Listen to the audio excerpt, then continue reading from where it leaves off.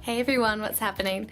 So today I'm doing the fitness tag, so bodybuilding, fitness, gym tag, whatever you want to call it. There's probably a lot of different ways to say it.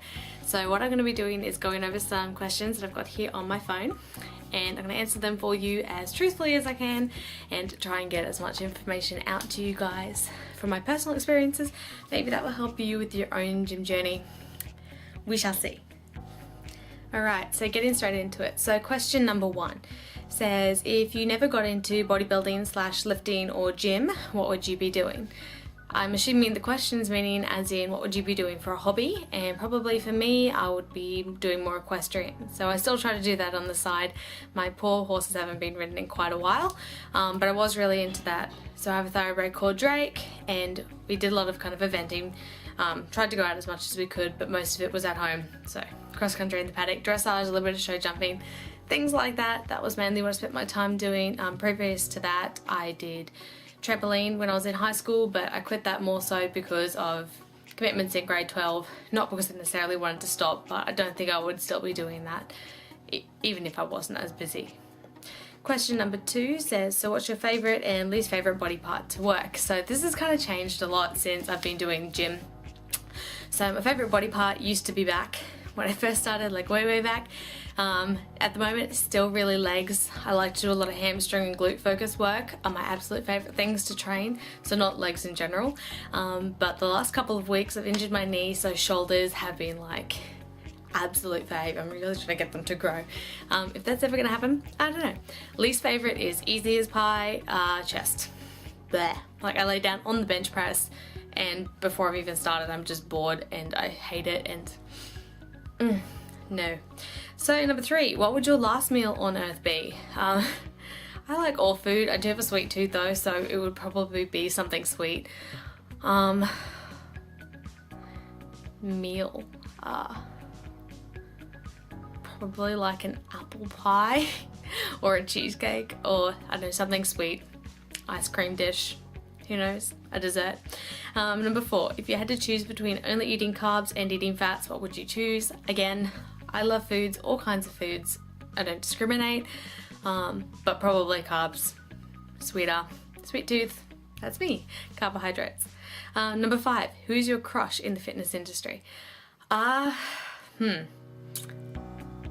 don't know, all the greats. Like Arnie's pretty good. Won't lie. There's a couple other guys I follow online. I would not know all their names off by heart.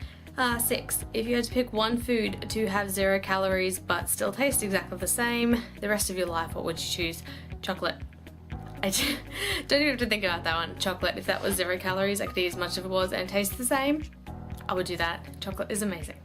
Number 7, would you rather never be allowed to lift again but have your ideal physique, or be allowed to lift but work your butt off for your physique? That's a tough one. Probably definitely the second part of that.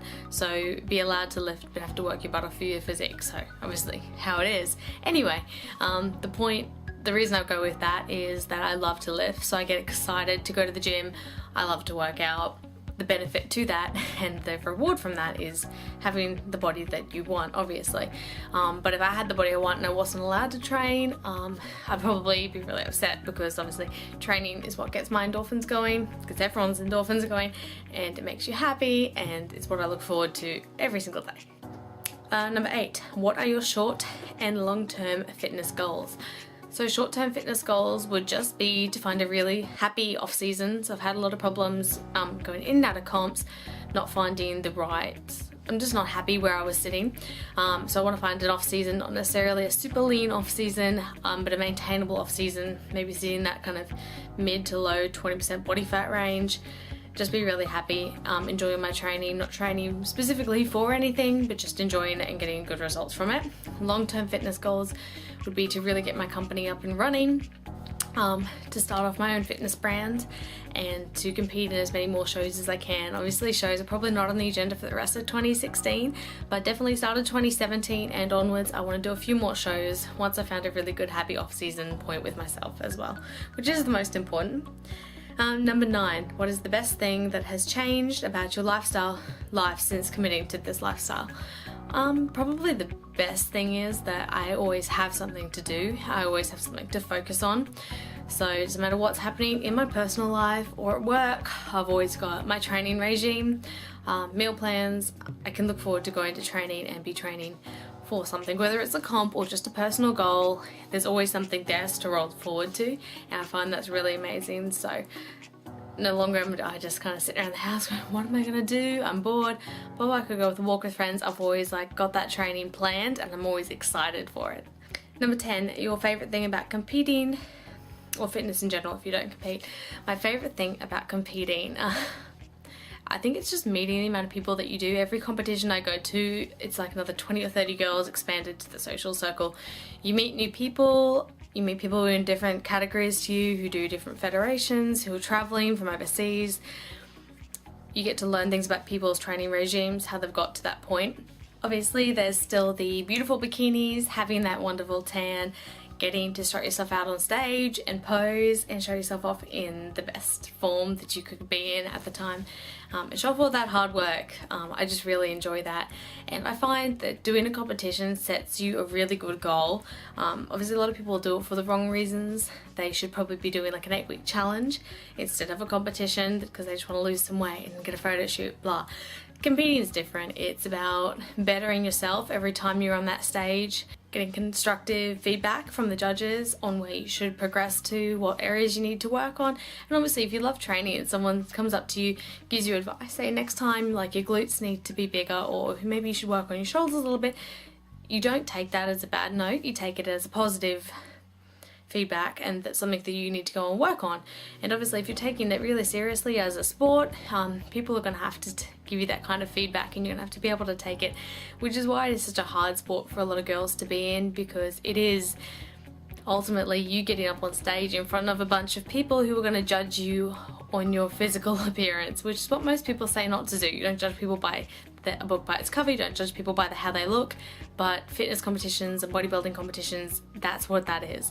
So it's a tough industry to be in, but I really think that it motivates me to keep going and to better myself every time I get up on that stage. And number 11, the last question, what is your favorite way to get your cardio in? So cardio, I try not to do it too much. I do increase it slowly as I start to come into a competition, so faster cardio, and then I'll add high intensity sessions throughout the week.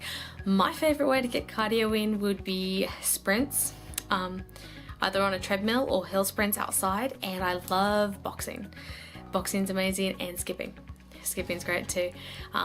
Anything that's high intensity, that's fast, that I can kind of keep my mind active, like skipping, you can count the skips. Boxing, you're constantly thinking about the patterns you're doing, the drills you're doing, etc. Hey guys, so I hope you've enjoyed the video. I will be posting a few more over hopefully at the end of this week and to next week. If you have any other video suggestions or videos that you want me to cover, leave them in the comments below or send me a message. If you enjoyed this video, please thumbs it up and subscribe on the button down below. I really appreciate if you guys want to follow my journey. Again, like I said in my other videos, I am going to be doing some vlog channels, so following through my everyday life. So if you'd be interested in seeing things like that, please subscribe to keep following with my journey. Thank you. Bye.